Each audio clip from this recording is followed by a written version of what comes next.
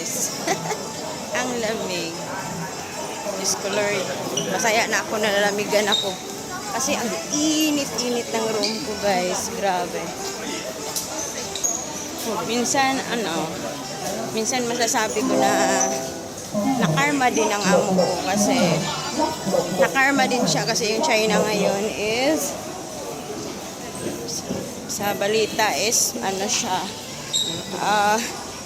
may typhoon doon, pero hindi ko alam kung nasali ba yung nila, yung mga business nila, kasi may business din sila na building doon. So pumunta tayo ng MTR.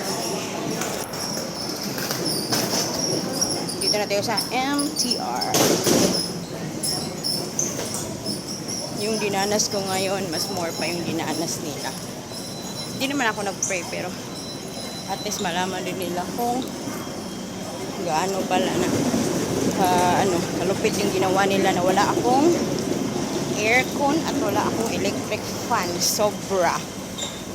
Kaya yun, papasok tayo dito sa MTR station. Let's go.